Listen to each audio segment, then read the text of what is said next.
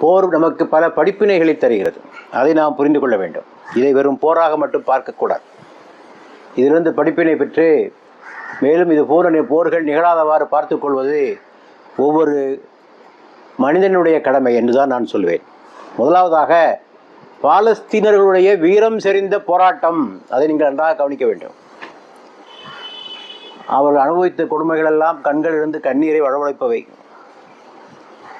ஒருபுறம் உலகத்தின் மாபெரும் வல்லரசுகளான அமெரிக்கா,